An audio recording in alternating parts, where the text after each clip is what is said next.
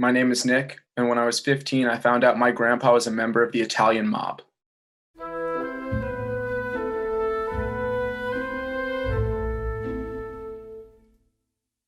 My childhood was extremely normal, uneventful. I grew up in the suburbs of New Jersey, and my grandpa actually at that point had moved from Brooklyn to California. When my father's dad left to go out to the West Coast, he didn't really talk to him. So by the time I was a kid, they had started to rekindle that relationship a little more.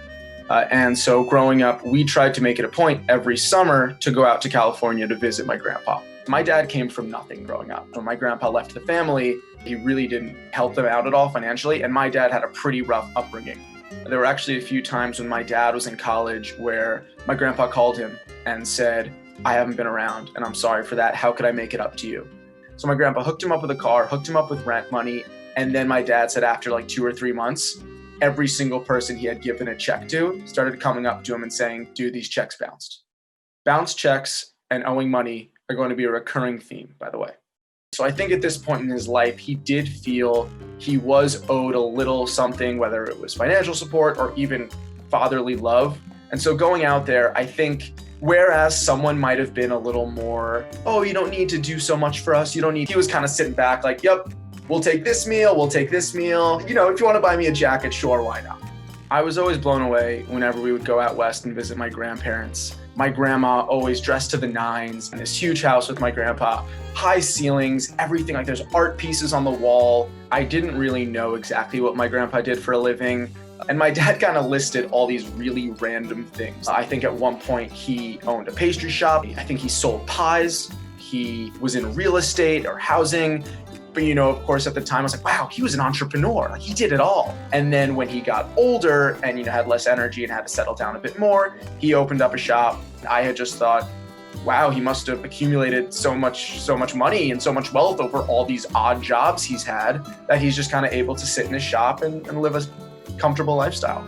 Whenever we go to California, we go to my grandpa's shop. He always seemed like he was just like head high in paperwork and documents.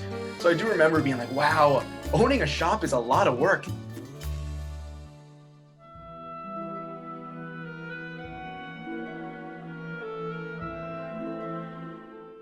When I was 15 years old, my grandpa passed away. And I remember I was just eating out somewhere at a restaurant. And my brother, I have an older brother, he's obsessed with anything mob or mafia related. So The Sopranos is his favorite show, Goodfellas is his favorite movie, A Bronx Tale. So I remember he was going off about it, about some sort of Sopranos episode, some sort of killing, I don't know. And my dad kind of got excited and got the smile and was like, all right, I'm going to tell you something that's going to blow your freaking mind. And he proceeded to tell us that our grandpa, his father, was in the Italian mob. Okay, maybe he wasn't necessarily in the mob, but he was very involved and working with a very prominent Italian mob family that I will not name, but most people would recognize. He was one of those guys, small shop owner, who helped take dirty money and make it a little cleaner. Yeah, I just remember slowly connecting the dots in my head. Oh. I remember my brother thinking this was the coolest thing that has ever happened to our family. Like, our family was nothing before we now had mob connections. And I remember, like, my first instinct was, who wants to kill us? And he did quickly reassure us. Everyone at that point was either gone or out of the business. He said, ask your step-grandma, ask your great-uncle for stories. They'll be happy to share.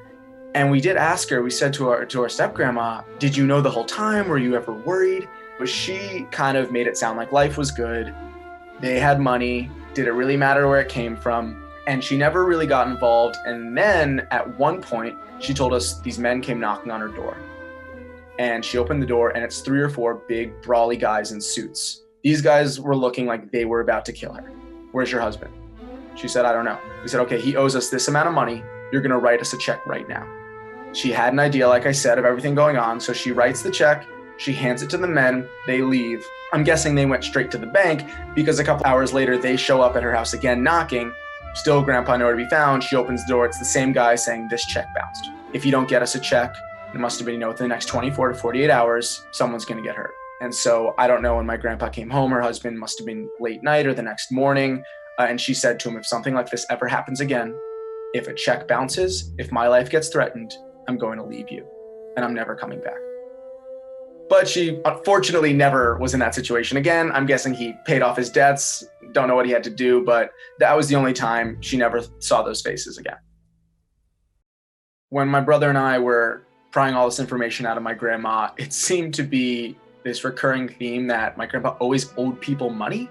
Not just one person. There were like families that were dependent on my grandpa owing them money. And I remember one time she had told us that when he was really sick, and he was in the hospital, he was bedridden, like 20 to 30 people, I don't know, a bunch of Italians, I'm not really sure who, all went to a church and prayed for my grandpa's health.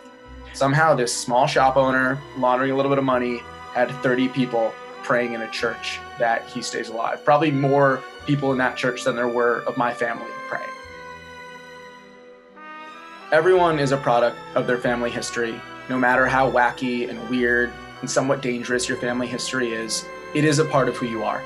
And it's a part of what makes you the way you are. It defines your personality. It has an influence on your family, how you're going to teach your kids and their grandkids. So we can't erase what has happened. We can only use it to better ourselves, to better our lives, to take the positive from it. Don't ever run from your family history.